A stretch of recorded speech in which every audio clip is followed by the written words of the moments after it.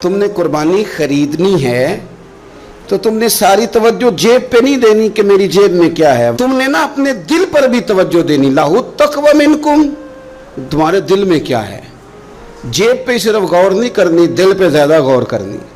یہ جانور خریدتے وقت تمہارے باطن میں کیا تھا، تمہارے دل میں. تفاخر بھی تھوڑا سا بڑھ گیا ہے. اچھا جانور خریدنا بڑی اچھی بات ہے، لیکن دوسروں کو دکھانا کہ میں نے بڑا مہنگا لیا ہے، میں نے لاکھوں کا خریدا ہے، اور میں نے جناب اس پہ بڑا سرمایہ خرچ کیا ہے، اور پھر مختلف طریقوں سے اس چیز کو کھول کے لوگوں کے سامنے رکھنا کہ اوہ آپ کو پتہ ہے نا بڑے لوگ آتے ہیں مجھ سے گوشت لینے کے لیے، آپ کو پتہ ہے نا بہت سارے ملازمین ہیں، ڈھیر سارے لوگوں کی توجہ ہے، چھوٹے سے میرا کام نہیں چلتا لہٰذا میں بڑا ہی لیتا ہوں. تو یہ عاجزانہ جملے نہیں، ضرورت کے جملے نہیں، بلکہ یہ تفاخر ہے. اور یہ تفاخر اللہ کی بارگاہ میں پسندیدہ نہیں ہے. انتہائی عاجزی کے ساتھ، انتہائی خلوص کے ساتھ، شوق کے ساتھ جانور کو خریدا جائے. نبی کریم سید عالم صلی اللہ تعالیٰ علیہ وآلہ وسلم ارشاد فرماتے ہیں کہ 10 ذی الحج کو اللہ کی بارگاہ میں جو عمل سب سے زیادہ قبول ہے وہ خون بہانا ہے. وہ عمل آپ اس وقت کر رہے ہیں آج کے دن 10 ذی الحج کو جو اللہ کی بارگاہ میں سب سے پسندیدہ ہے. کس کی بارگاہ میں؟ یہ عمل اللہ کی بارگاہ میں سب سے زیادہ. دیکھنا تو اللہ کی طرف تھا، اس میں بندے کہاں سے آ گئے. ہمارے بزرگ تو فرمایا کرتے ہیں یہ بھی نہ کہو کہ بچے تنگ کر رہے ہیں تو میں بکرا لینے آ گیا ہوں، یہ بھی لفظ نہ کہو. بچے نے شور کیا تھا کہ سب لے آئے آپ نہیں لائے، یہ بھی نہ کہو. تم اپنی نیت دیکھو، اس لیے کہ وہ نہ بچے کے شوق کے لیے لانا ہے، نہ پڑوسی پہلے لے آئے تو اب لے کے آنا، یہ بھی نہیں، بلکہ تم نے اپنے رب کی رضا کے لیے یہ کام کرنا. ان صلاتی و نسکی و محیایا و مماتی للہ رب العالمین. اے محبوب آپ کہیے کہ بے شک میری نماز، میری قربانی، میرا دنیا میں رہنا جانا اس رب کے لیے ہے جو تمام جہانوں کو پالنے والا ہے. آپ قربانی کا مزاج بنائیں کہ میں نے اللہ کی رضا کے لیے دینی ہے. پھر آپ محسوس کریں گے کہ آپ کی طبیعت بھی ٹھنڈی ہے. آپ محسوس کریں گے کہ آپ نے جو پیسے نکال کے قربانی کے لیے دیے تھے تو پیسے وہ کم نہیں ہوئے بلکہ وہ پیسے برکت والے ہو گئے، وہ زیادہ ہو گئے. اللہ اس کو سمجھنے کی توفیق عطا فرما. تو ایک بات تو یہ کہ آپ جانور خریدیں، قربانی لائیں تو اس میں آپ یہ پہلو پیش نظر رکھیں کہ میں اللہ کی رضا کے لیے، یہ سب سے زیادہ اس نے نیت کو اپنانا سب سے اہم کام. پھر دوسری بات یہ ہے کہ اس کے لیے لفظ استعمال ہوتا ہے قربانی. لفظ کیا ہے؟ قربانی کا مطلب ہوتا ہے اثار کرنا، ترجیح دے دینا دوسرے پہ، نہیں اپنے آپ سے دوسرے کو ترجیح دینا، کوئی چیز کسی کے لیے قربان کرنا، اللہ کی رضا کے لیے کچھ قربان کرنا. تو آپ نے تو اس کو قربان کرنا تھا، آپ نے قربان کر دیا تو یہ اب فریزر میں کیا کر رہا ہے؟ اس کو تو کرنا تھا قربان. کہتے ہیں نا فلانے نے میرے لیے قربانی دے دی. میں عرف عام کی بات کر رہا ہوں. سیٹ پہ بیٹھے تھے 2-4 لوگ، بس میں چڑھ گئے، اب ایک بندہ اٹھ گیا، اس نے جگہ دے دی. اس کو کیا کہیں گے؟ اس نے میرے لیے، یہی ہے نا قربانی. وَيُؤْثِرُونَ عَلَىٰ أَنفُسِهِمْ وَلَوْ كَانَ بِهِمْ خَصَاصَةٌ. وہ دوسروں کو ترجیح دیتے ہیں اگرچہ انہیں شدید ضرورت بھی ہو. اثار کا تو یہی معنی ہے قربانی کا. تو قربانی کا مطلب تو یہ تھا کہ دے دی اللہ کی رضا کے لیے. گھر میں رکھنا جائز ہے، فریزر میں رکھنا. مجھ سے کوئی دوستوں نے مسئلہ پوچھا کہ محرم شریف میں قربانی کا گوشت کھا سکتے ہیں؟ میں نے کہا سفر میں بھی کھا سکتے ہیں، ربیع الاول میں بھی کھائیں. آپ کس نے منع کیا؟ ربیع الثانی تک کھائیں. پر یہ بتا دیں کہ کیا کسی نے کہا تھا کہ بعد میں گوشت ملے گا نہیں، دنیا میں ختم ہو جائے گا؟ اتنا لمبا چلانے کی ضرورت کیا تھی؟ اس کا تو معنی تھا قربانی کرنا. تو یہ تو دے دینا چاہیے تھا، اور دینا بھی تحفہ بنا کے نہیں چاہیے تھا کہ ایک پلیٹ کے اندر میں نے گوشت بھیجا. یار میں تیرے گھر بھیج رہا ہوں گائے کا، سنا ہے تو نے اونٹ کیا ہے، تو ادھر گائے کا چلا گیا، ادھر سے اونٹ کا آ گیا، ادھر سے بکرے کا چلا گیا، ادھر سے کٹے کا آ گیا. تو یہ جناب آپ اس طرح کر کے نا اس کو کریں. آپ کو پتہ ہے، مجھے بھی پتہ ہے کہ میری اگلی گلی میں کتنے لوگوں نے قربانی نہیں کی، میری پچھلی گلی میں کتنے لوگوں نے قربانی نہیں کی. مجھے خبر ہوتی ہے میرے رشتہ داروں میں کون کون ہے، اتنا تو پتہ ہی ہوتا ہے نا کس کس حیثیت کا ہے. تو پھر یہ کہانی بنانے کی کیا ضرورت ہوئی کہ جی بانٹ دیا تھا، بس وہ خاص بوٹیاں بچا کے رکھی تھیں، وہ اسے کہا تھا کہ رانے نہ کاٹنا، باقی سارا کاٹ لینا، وہ اس کے لیے جگہ بنا لی تھی۔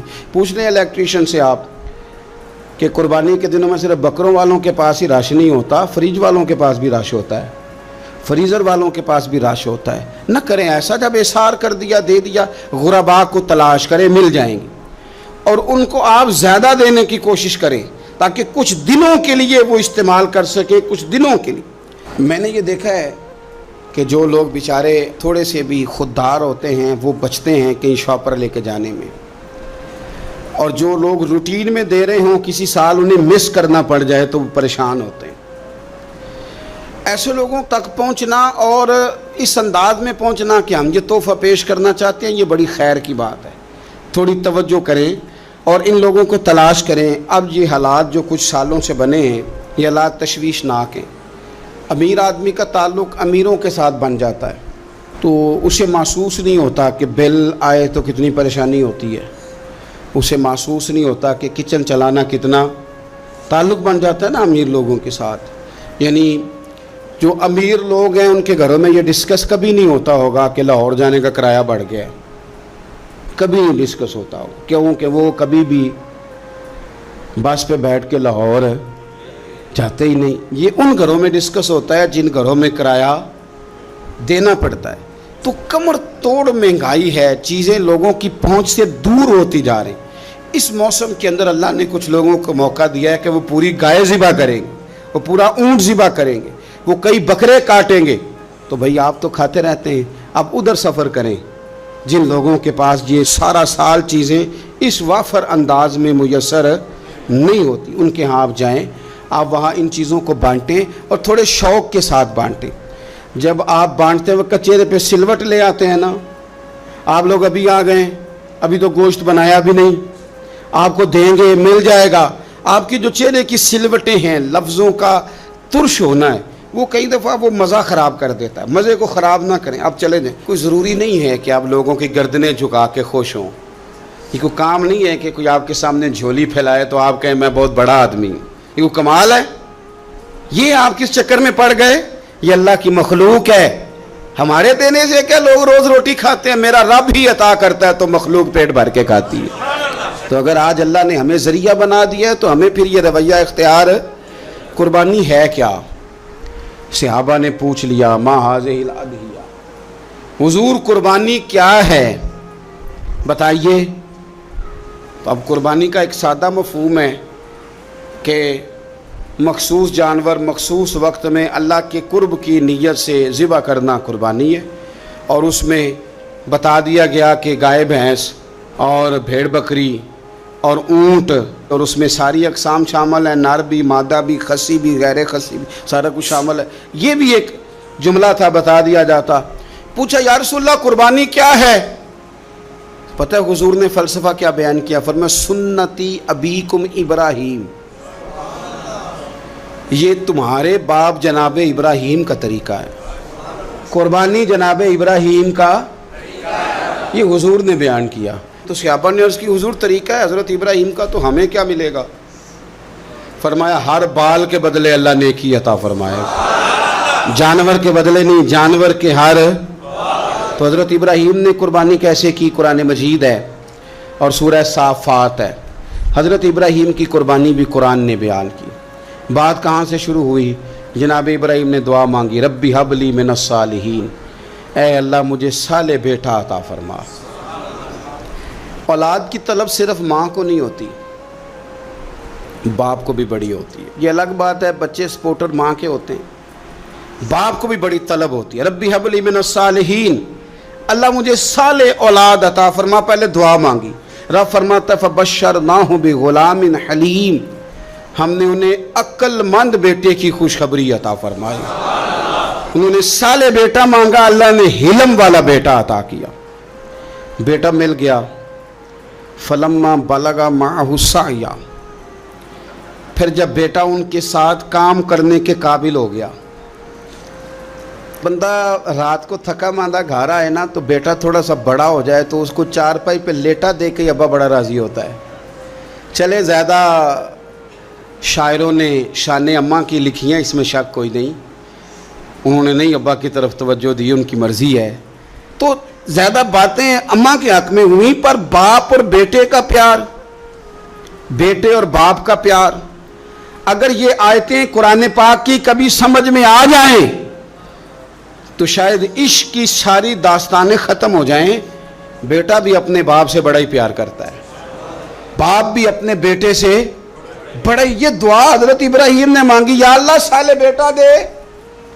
अल्लाह ने फिर कहा कि मैंने खुशखबरी दी हिल्म वाले बेटे की, फलम्मा बलगा माहू साया, फिर बेटा जब साथ चलने के काबिल हो गया, काला या बुनैया इन्नी अरा फिल मनाम, कहा ए बेटे मैंने ख्वाब देखी है, क्या, अन्नी अज़बाहु का, मैं तुझे ज़िबा कर रहा हूँ, फंजुर माज़ा तरा, बेटे तेरी राय क्या है, मैंने ख्वाब देख लिए, मैं ज़िबा कर रहा हूँ, तो अपनी राय बता। राय इसलिए नहीं पूछी कि अगर वो कहेंगे ना ज़िबा करो तो नहीं करेंगे, राय इसलिए पूछी है कि लोगों को पता चले कि जिस पुत्र की तरबियत हज़रत हाजरा ने की है और जिसकी रगों में हज़रत इब्राहीम खलील का खून है और जिसकी पेशानी में नूरे मुहम्मदी चमकता है सल्लल्लाहु ताला अलैहि वसल्लम, उनके ख्यालात क्या हैं पता चले। और ये पूछा भी इसलिए ताकि लोगों को समझ आ जाए कि अगर हज़रत इब्राहीम ज़िबा करने को तैयार थे तो जनाब इस्माइल ज़िबा होने को तैयार, लोगों की समझ में बात आ जाए। फंजुर माज़ा तरा, तेरी क्या राय है, कुर्बान जाएं। ये भी अंदाज है बेटे का बाप के साथ। ये नहीं कहा कि अब्बा जी ज़िबा कर दें आप, ये नहीं कहा। खाला या अबतिफ अलमा तो उमर, कहा है अब्बा जी आप करें वो जिसका आपको हुक्म दिया जा रहा है। रब जो कहता है ना आप वो मेरे साथ कर दें। अगर अल्लाह कहता है ज़िबा करें तो ज़िबा कर दें, अगर वो फरमाता है इसके टुकड़े टुकड़े करें तो टुकड़े टुकड़े कर दें। जो रब कहता है वो करें। मुझे आप इंशाअल्लाह सब्र करने वालों में से पाएंगे। करें, मैं तैयार हूँ, करें। बेटा है, सालों के बाद जनाब इब्राहीम ने देखा है, अब वो इस उम्र को पहुंचा है कि वो काम करने के काबिल हुआ, साथ चलने के काबिल हुआ, हुक्म आ गया। देखो एक मुश्किल वो होती है कि तबलीग करनी है, काफिरों को रास्ते में मुश्किल आ गई। एक मुश्किल वो थी कि काफिरों से लड़ाई करनी थी तो रास्ते में मुश्किल है। यहाँ तो कुछ भी नहीं, बैठे बिठाए रब ने कह दिया करो बेटा ज़िबा। समझ आती है कि यारी तेरी सोना है पर अज़मैशां भी तेरियां अग, ये सोना परखिया जामदा ही पहलों नाल लगा दे लग। वो अपने प्यारों को ना बैठे बिठाए भी इम्तिहान ले लेता है। कहा मैं तैयार हूँ, मुझे सब्र करने वालों में पाएंगे। फलम्मा अस्लमा व तल्लहु लिल जबीन, अल्लाह फरमाते हैं जब दोनों हुक्म मानने को तैयार हो गए तो बाप ने बेटे को पेशानी के बल लिटाया। शैतान बड़ा सर पिटाया, दौड़ा, मैंने तो गुमराह करना था आदम की औलाद को, ये क्या बना। अल्लाह की रज़ा के लिए बेटा तक कुर्बान करने को तैयार हो गए। दौड़ के जनाब हाजरा के पास गया। पता है आज क्या होने लगा है? पता है जनाब खलील कहाँ ले गए हैं जनाब इस्माइल को? कहने लगी सैर व तफरीह के लिए गए हैं, यही हैं। कहने लगे नहीं, वो तो ज़िबा कर देंगे। जनाब हाजरा कहने लगी कभी बाप ने भी बेटे ज़िबा किए? का उनका गुमान है कि रब का हुक्म आया है। फरमाने लगी तुम मरदूद शैतान है, अल्लाह के नबी का गुमान नहीं होता, रब के नबी को वही आया करती है। दौड़ जा इधर से। अगर मेरे मालिक ने मेरी गोद का पाला मांगा है तो एक इस्माइल है, काश मेरी गोद में हज़ारों होते, मैं एक एक करके सारे अपने रब के नाम पे कुर्बान कर दे। दौड़ के आया जनाब इस्माइल अलैहिस्सलाम। पता है आपके वालिद कहाँ ले जा रहे हैं? फरमाया यहीं सैर के लिए। कहने लगे नहीं, उनको तो ख्वाब आई है, रब का हुक्म आया है, वो तो ज़िबा कर देंगे। तो फरमाया ठीक है, मेरे वालिद ज़िबा करेंगे तो मैं ज़िबा हो जाऊँगा। आपने मेरी बात को समझना है। फिर हज़रत इब्राहीम के रास्ते में आया, कहने लगा इब्राहीम हज़रत जिब्रील तो आए ही नहीं, आपको तो हुक्म हज़रत जिब्रील के ज़रिए आता है, आप ख्वाब देख के बेटा ज़िबा करेंगे। रोड़े उठाए, कंकर उठाए, ज़ोर से मारे। वो दूसरी जगह आ गया, फिर कंकर मारे, फिर तीसरी जगह आ गया, फिर कंकर मारे। क्या दुनिया में ये भी अंदाज भी है कि रोड़े मारे तो इबादत का सवाब मिले? आप मेरी बात को समझना यार। रोड़े मारो, रोड़े कौन मारे? हाजी साहब मारे। एक दफा मारे, कहा नहीं 3 दफा मारो, 3 दिन मारो, आओ रोड़े मारो। या अल्लाह, रोड़े मारना भी इबादत है? पत्थर मारे, कंकर मारे, फरमाया मारो ना, तुम्हें पता नहीं ना कि वो जायका कितना है जब मेरे खलील ने मेरी खातर रोड़े मारे थे, मेरी खातर रोड़े मारना भी इबादत करार दे दिया। सहाबा ने पूछा या रसूल अल्लाह, ये जो हम कंकर मारते हैं जमरात को, इसका भी सवाब है? फरमाया ये तो तुम्हें मिजान अमल में क़यामत के दिन पता चलेगा ना अजर कितना है, ये तो तुम्हें तब पता चलेगा। रोड़े मारे हजरत इब्राहिम खलील ने, फलम्मा अस्लमा व तल्लहु लिल जबीन, दोनों तैयार हो गए। बाप ने बेटे को पेशानी के बल लिटाया। मुफस्सिरीन कहते हैं खुद कहा था जनाब इस्माइल ने, अब्बा जी सीधा लिटा के ज़िबा ना करना, हो सकता है चेहरा देखें तो आपसे छुरी ना चलाई जा सके, आंखों पे पट्टी बांध लो, मुझे उल्टा करके लिटा लो और मेरे हाथ पैर बांध लो। बेटे वो क्यों? कहा आप वालिदी नहीं, पैगंबर भी है, पैगंबर भी जद्दुल अंबिया अबुल अंबिया इब्राहिम खलील। ऐसा ना हो कि मैं मौत आते वक्त तड़पूं तो कुछ खून उड़े, तो मैं अल्लाह के नबी की बेअदबी नहीं करना चाहता, मुझे ज़रा बांध ले। बाप ने बेटे को बांधा, छुरी पकड़ ली और गर्दन पे चलाई। फलम्मा अस्लमा व तल्लहु लिल जबीन। आप कभी मज़ा तो ले इन आयतों का। दोनों तैयार हो गए। बाप ने बेटे को गर्दन के बल लिटा लिया। वनादैनाहु अन या इब्राहीम, रब फरमाते हैं हमने आवाज़ दी ए इब्राहीम। आप कभी देखें को बंदा काम कर रहा हो तो पीछे से को देखने वाला आवाज़, ओ ठहरना ठहरना ठहरना, ज़रा मज़ा ले। वनादैनाहु अन या इब्राहीम, अल्लाह फरमाते हैं हमने आवाज़ दी ए इब्राहीम, कद सदक़त रुया, आपने तो ख्वाब सच कर दिखाया है। ए इब्राहीम आपने तो ख्वाब सच कर दिखाया। इन्ना कज़ालिका नजज़िल मुहसिनीन, हम इसी तरह नेकों को बदला देते हैं। इन्ना हाज़ा लहुवल बलाउल मुबीन, बेशक ये बड़ी आजमाइश थी, बेशक ये खुली आजमाइश थी। मैंने कहा था कुरान की आयतों का भी मज़ा लिया करें, ये खुली आजमाइश थी। जब आजमाइश लेने वाला कहता है आजमाइश खुली थी और देने वाले ने सच कर दिखाई, तो फिर हज़रत इब्राहीम की शान देखी ना कितनी बुलंद है। लेने वाला कहता है आजमाइश खुली थी। वफ़दैनाहु बिज़िब्हिन अज़ीम, और हमने उन्हें बचा लिया फिदिये में अजीम ज़बीहा देकर। अल्लाह ने ना फिर दुम्बा भेजा जन्नत से। हज़रत इब्राहीम ने छुरी चला दी थी, रोकी कोई नहीं, छुरी चला दी और जब पूरी तरह ज़िबा हो गया तो आंखें खोली तो आपने देखा कि नीचे दुम्बा ज़िबा हुआ पड़ा है और जनाब इस्माइल दूर खड़े मुस्कुरा रहे हैं। तो हज़रत इब्राहीम की ज़ुबान से निकला अल्लाहु अकबर, अल्लाहु अकबर। आपकी बात सुन के जनाब इस्माइल भी पुकारे अल्लाहु अकबर, अल्लाहु अकबर। ये लफ्ज़ सुने तो हज़रत जिब्रील बोले, कहने लगे ला इलाहा इल्लल्लाहु वल्लाहु अकबर। जब उन्होंने ये कहा तो हज़रत सैयदना इब्राहीम फिर बोले, कहने लगे अल्लाहु अकबर वलिल्लाहिल हम्द। अल्लाह को ये लफ्ज़ भी बड़े प्यारे आए। फरमाया पढ़ो ना, 9 ज़िलहज की फजर से लेकर 13 तक पढ़ो ना ज़रा सारे, अल्लाहु अकबर, अल्लाहु अकबर, ला इलाहा इल्लल्लाहु वल्लाहु अकबर, अल्लाहु अकबर वलिल्लाहिल हम्द। फरमाया ये पढ़ते रहो। उन्होंने पढ़े थे मिल के तो मुझे बड़े प्यारे लगे।